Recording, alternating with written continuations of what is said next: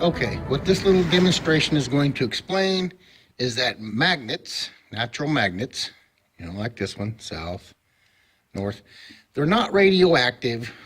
They're not batteries. There's nothing internal that's making it do what it does. It's from the etherstatic charge going through it one way.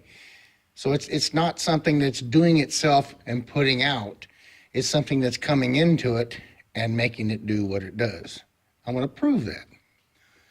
So first thing I want to do is show you, this is a microwave transformer. I have a quick switch. Turns it on and off real quick. And this is just a screwdriver.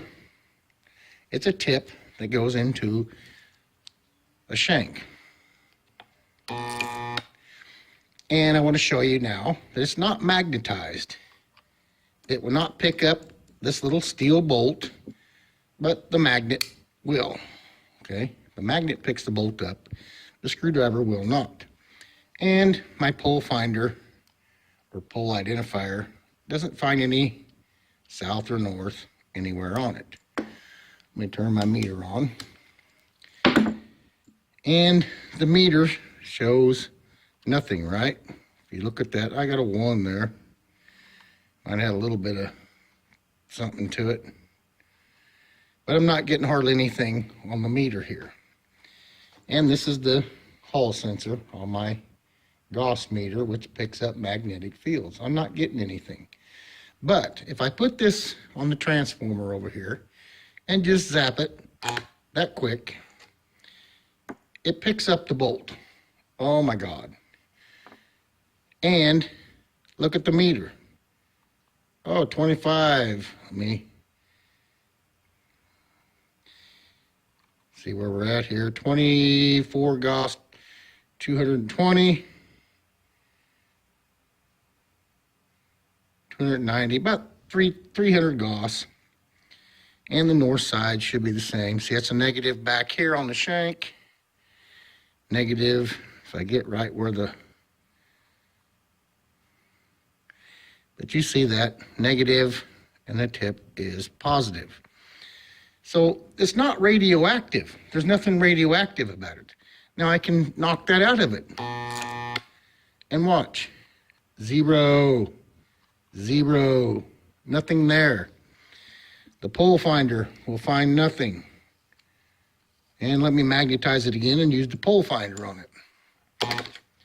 Oop, it fell off. Try it one more time. Quick buzz. And watch the pole finder. It will find there's north. See the light. North there. See the light coming on. And it should find the south, but maybe not. But it found the north. Right there. So this will magnetize this steel. My point is, there's nothing inside the steel that's making it radioactive or anything, or a magnet to make it radioactive to do what it does. It's just accelerated gravity. That's all it is. I can knock the magnetization out of it, or I can put it back in it. Now it picks up the steel, and it will show a pole. There's a north, there's a south. If you see that, there's a south, and there's a north. And this will show on the meter, north at a 300 Gauss, and the south at a 300, almost 400 Gauss, 300 some Gauss. So it's not radioactive. There's nothing like what you make batteries out of, just plain steel. And I've showed this in other videos using a transformer to magnetize this screwdriver, which is magnetized now.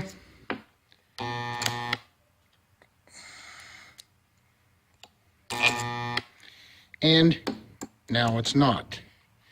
But so it's not radioactive because it's not showing anything. Right?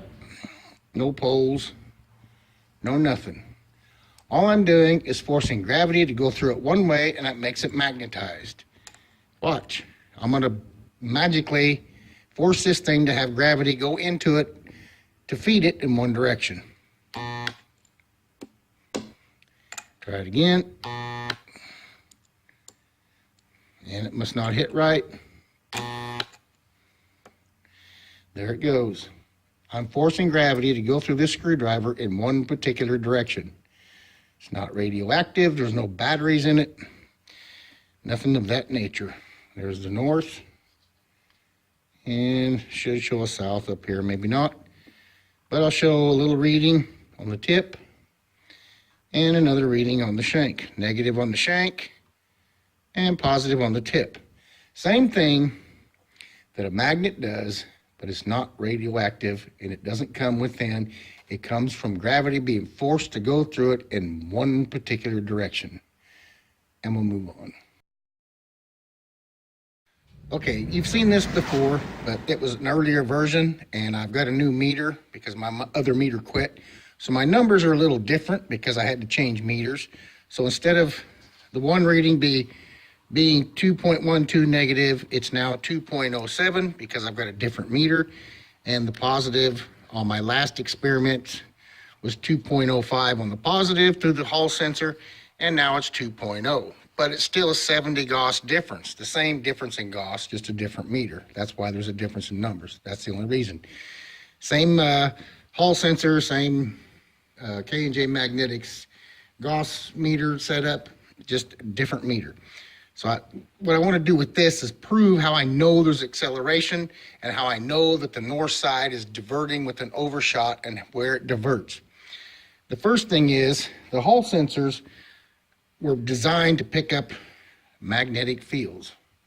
And according to my theory, they're just minute electric currents. And how do I know that there's acceleration here? Because distance determines the strength. So if I put this magnet right up against the Hall sensor, I'll get 2.0. Like I said, it's a different meter. That's why the readings are different. 2.0. And the other side is going to be 2.07. 70 Gauss difference. And that's with the 1-inch neodymium N40. And here's the little 1/4-inch neodymium N40. And it's going to do the same thing. 2.0 on the south, positive, and 2.07 on the north, negative.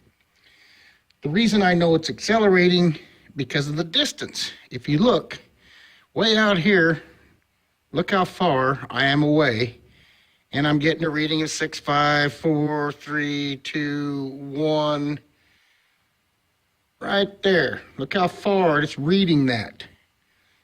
5 inches. If I come back a little farther, it goes to 0. That's about 6 inches. And then as I come in, it goes up to 2.0. And all neodymiums that are the same N number, like N42s, right up against them, they'll all read the same. It's just the distance that acceleration can be picked up is going to change with distance. The power that it's reading will change with distance. And this one will do the same thing. It's the same up against it, 2.0, but I only have to back up to here about 3 inches away to get to 0. It's not that there's a difference in power, it's a difference in size of mass that's being fed in one direction. My point with this is a pole finder is nothing but a Hall sensor. That's all it's in here. And it's oriented just like this one. Let me show you this. See how the south shows a positive 2.0? Now if I flip it, the magnet around to the same side of the sensor, it shows a negative 2.07 because this sensor is mass produced and it's not perfect. But I think the ones they make for these and real expensive Gauss meters, they're really sensitive of how they design them and make them. They make sure they're all really good. My point is, even this pole finder, if you can see, there, it shows the distance. That's how close this has to be. See the light coming on and off? That's how close it has to be before it registers there's acceleration there. And the north side is about the same. Okay, it's just a Hall sensor in here pointing in one direction, like this one. It's got one side facing in. So, you know, one side of the wire in here is going to the green light and the other side of the wire is going to the red light. Just like this. Green light, positive, green light on this then. And red side, negative, would be the red on this. So anyway, it's the same thing. But my point is, it's the distance. See how that acceleration lessens as you get away and it increases as you get closer. But the point I want to make, how I know the north side is shooting out before it diverts, like I said I figured out, is that the north on this side is negative, right? Like here, north is a negative 2.07. And if I just move the magnet across, but the south on this side, it's still a negative 2.07. So I know that the magnet is moving static charge in a particular direction. On this side, it's pushing it through, right? It's shooting out the north and going through that Hall sensor. And it does it this far out. But the static charge out here is bending that back around. That's why you get the magnetic field lines we see. And on this side, if you notice, the south is pulling it in that same direction. And the distance is the same. If I get out about 6 inches, it goes to 0. My point is, and I'll show you the other side with the south on this side. South on this side is a 2.0 positive, and it's pulling it in this way. That's why it's a positive reading. See? Positive. I put the north on the other side, it's still positive. But if I put the north on this side, it's negative. So it depends on which way it goes through. The sensor gives you your positive or negative on my meter. This, I cannot change which direction the sensor is. The sensor's on the tip. Now see, if I go back here, it goes, that's the north, okay? The north of the magnet. And if I put it back behind the sensor on the tip, it shows south because it's the sensor's reading it from the wrong side. Watch, as I move it around, it goes north, south, north. Watch, I'll take the north side and do the same thing with this. Watch our negative and positive. I'm on this side negative, turn the magnet, that side positive. 2.0 positive, 2.07 negative, 2.0 positive. So anyway, these are the same things. It's just this sensor in here, I can't get on the other side of it unless I go behind it. Now watch, north shows a south, and over here it's a north, south. Now if I spin the magnet, it's going to show a north there and a south there, and a north here and a south there. Same thing I just did there, except instead of lights, it's just positive or negative.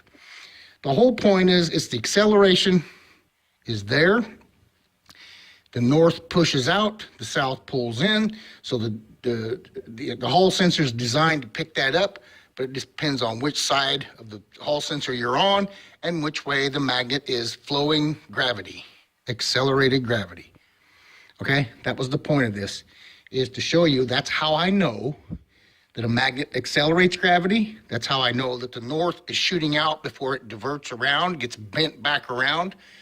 And this is what I'm trying to prove, that proves my theory, shows more relevance to it, that's what's going on. This is more to prove that is what's going on. We'll move on.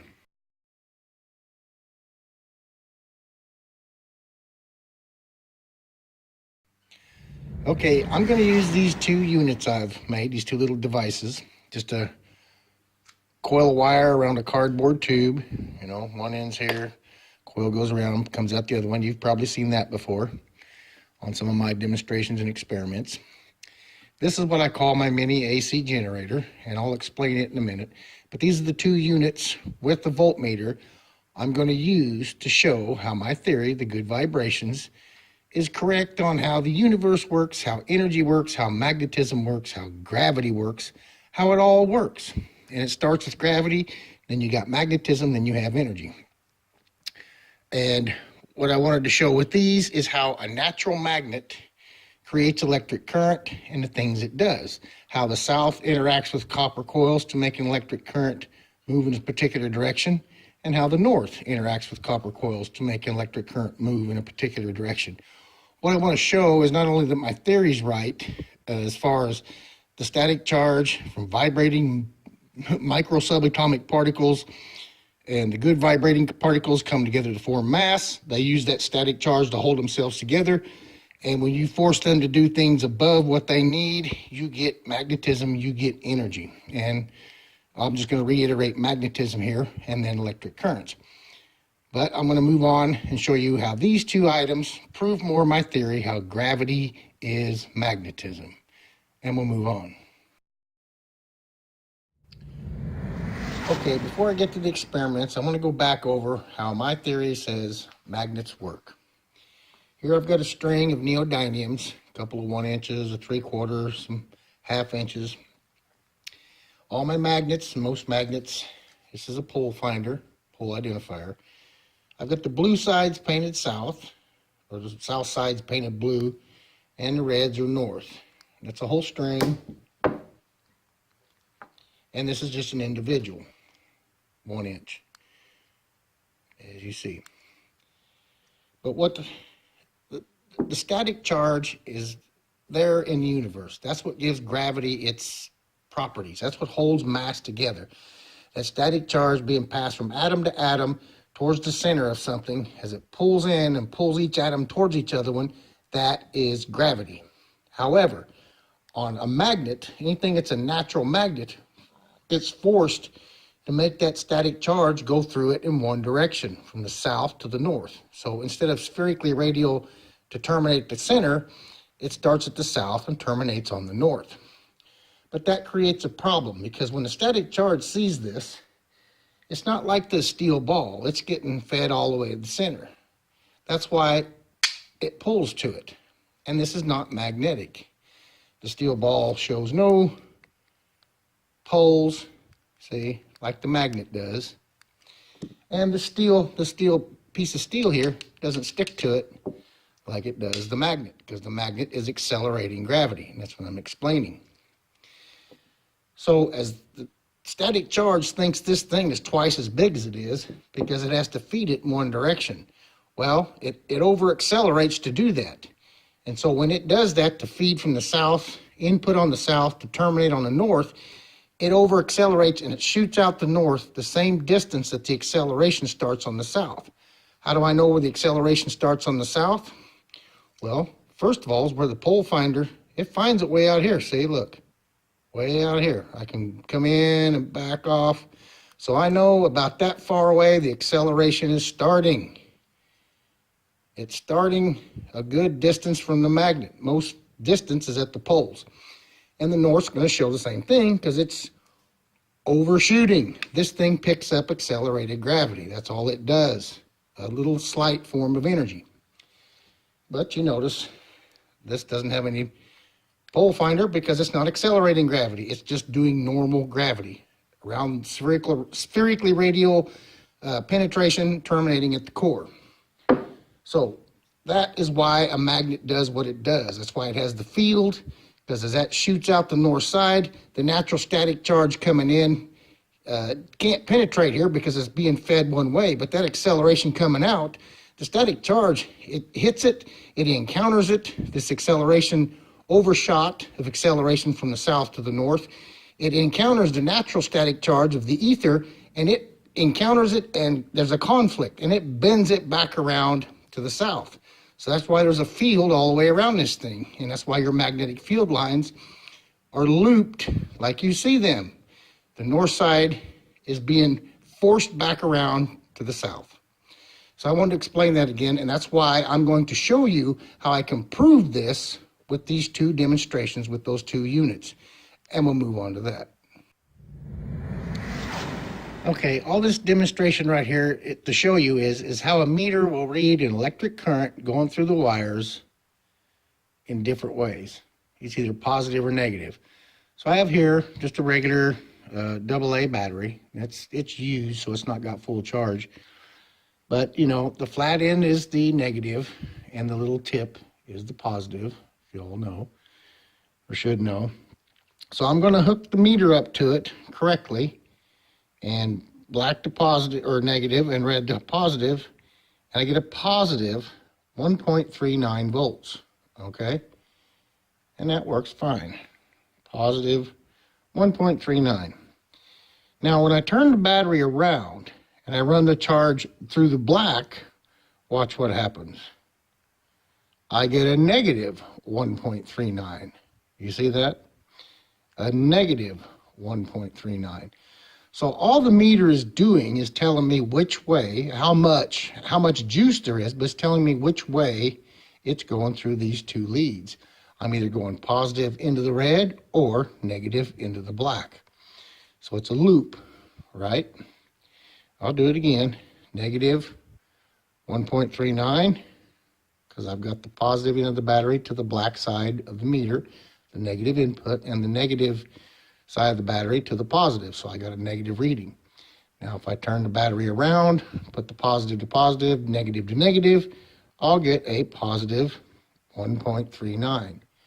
Okay, so I wanted to show you that before I go on to the experiments, to let you know that that's all the meter is going to show us, is which way the static charge or the accelerated gravity or the electric current is going through the meter. In the positive, out the negative, or in the negative and out the positive. And we'll move on.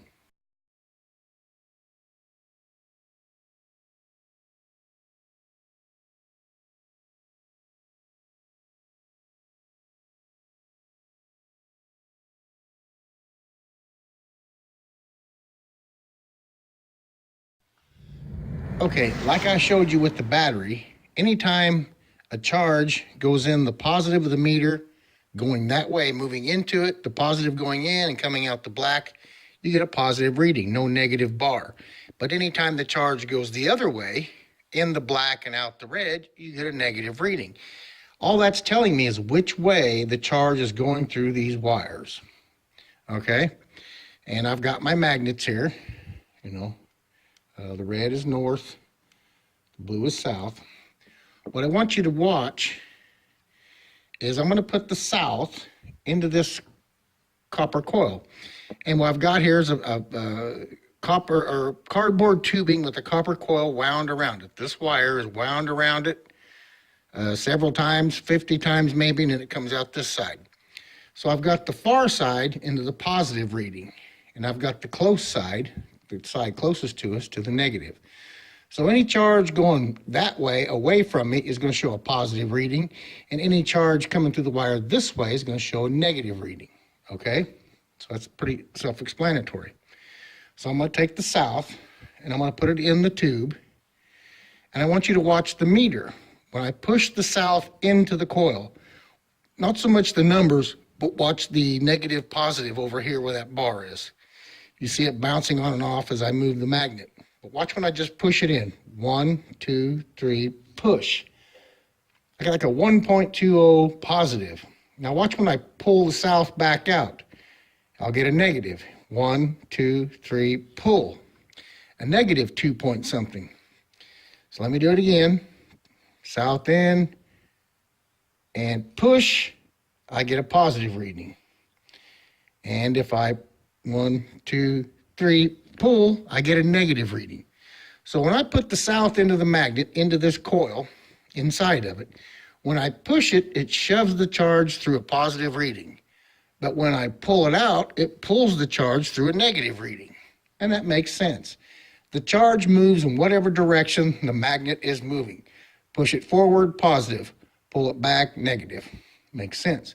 But when I turn the magnet around and use the north side as the leading edge of the magnet, now watch what happens. Put it in there, let it settle. Now I'm going to push the north in and watch the bar, whether it's positive or negative. 1, 2, 3. Push it in, I get a negative reading. Now I'm going to pull it back out and watch it'll be a positive reading. 1, 2, 3, positive. I'll do it again in case you didn't see it. Magnet's in there, let it settle down. Ready? I'm going to push. 1, 2, 3, push. Negative reading. And 1, 2, 3, pull. Positive reading.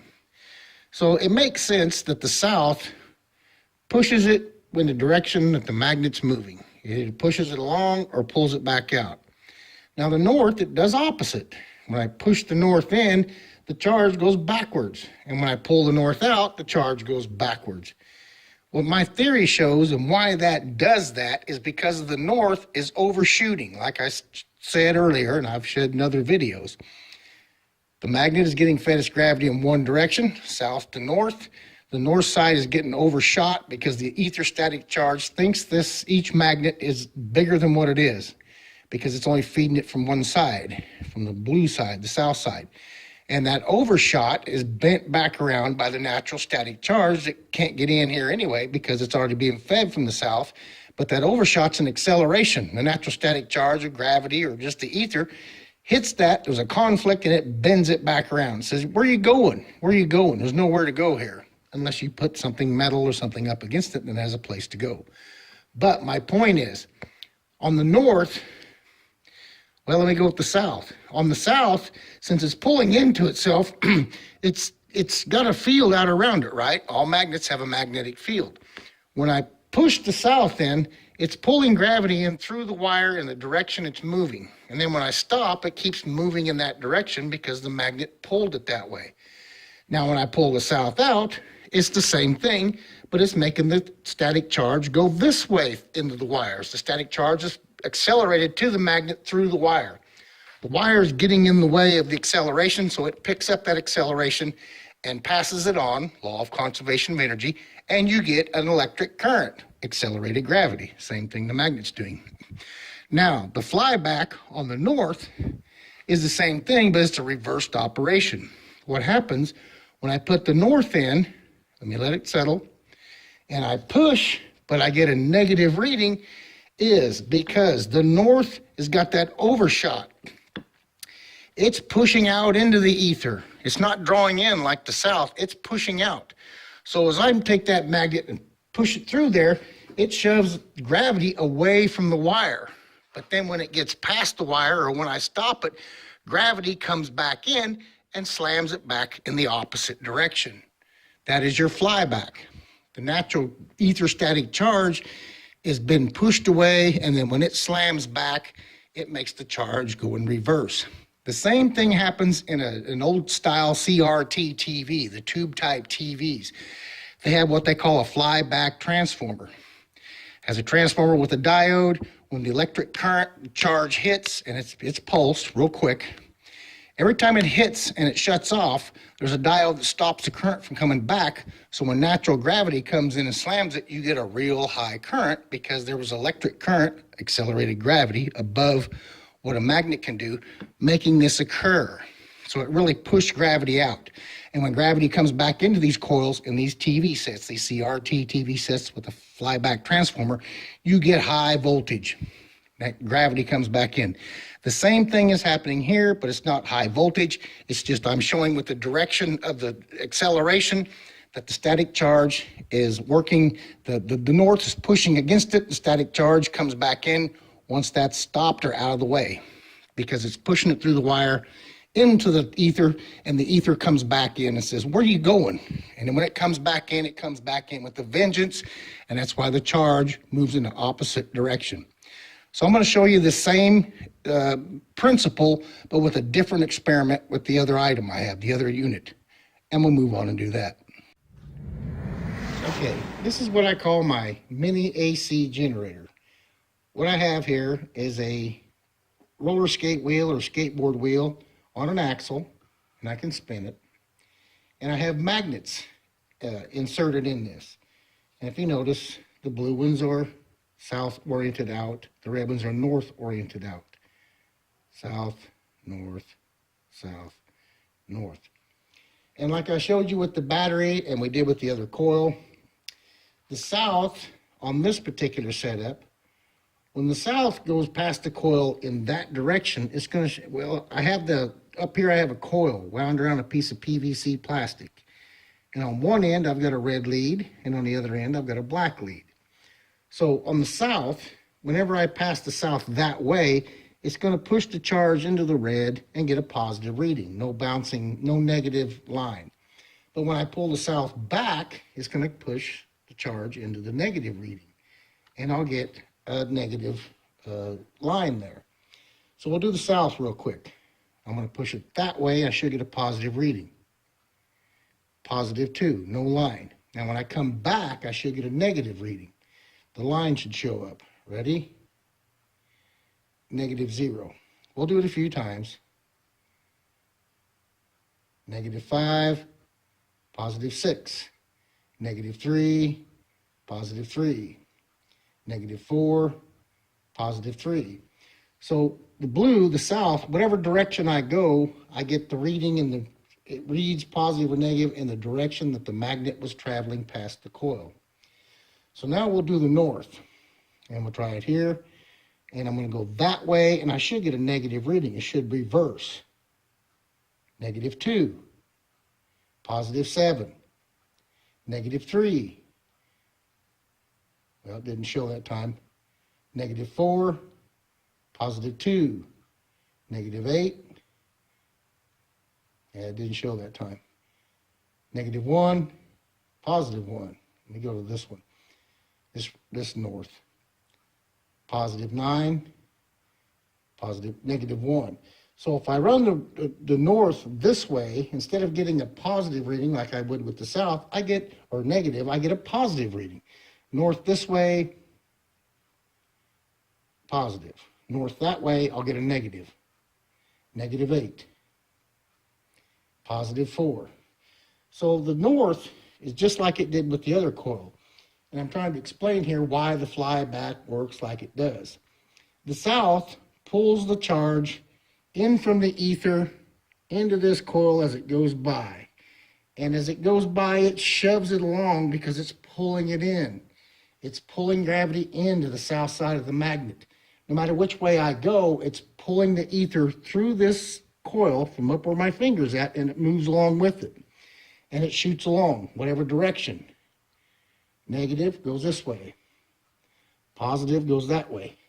But the north is reversed. It has FlyBack, like I said, in a FlyBack transformer and a CRT TV tube. They know this, but they don't know why, apparently. When I take the north that way, I'm going to get a negative reading.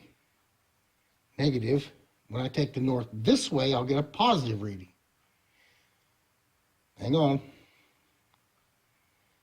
-8, +2, -1, +1. Let me try this other north. And I'm going to come this way, should get a positive reading. +2, nothing, +1, negative. Let me try it this way again. -9, but I went that way. +8, but I went this way.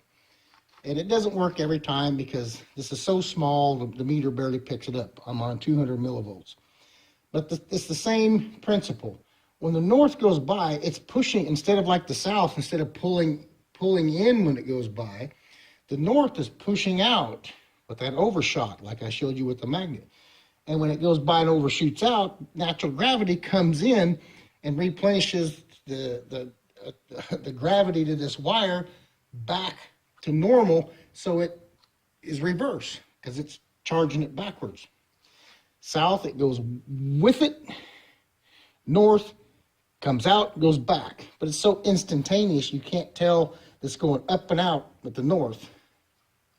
See, that was positive, and I went this way.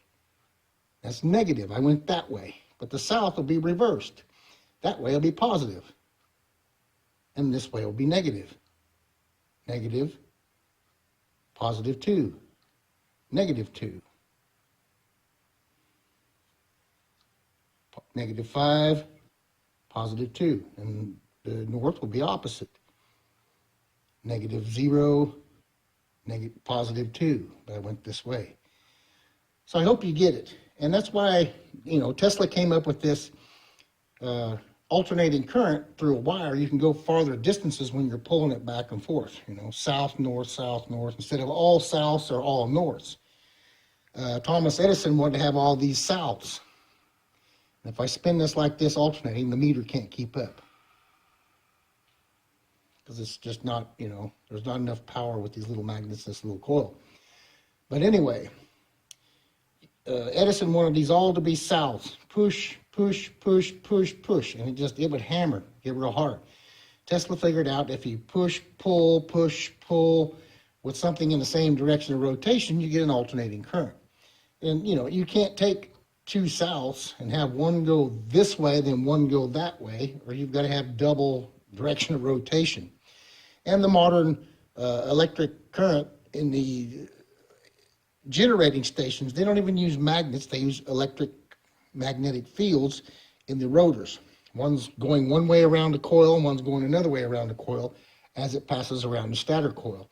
So it goes one way and then the other, but you still got alternating current. But my point here is showing how a magnet, why the north has that flyback. The south, negative, positive, negative, positive. It goes with the direction of the flow of the rotation. The north will be the opposite. Negative, when I went that way, positive. Negative, positive. I hope you see that. They're opposite. And that is why. The north is overshooting the natural gravity that's double accelerated as a magnet because it's feeding it one direction, south in, north out. Overshoots. When you pass that by a coil, that overshot shoves natural gravity away from the coil. And when that magnet gets past it, the natural gravity comes back in and slams in the opposite direction.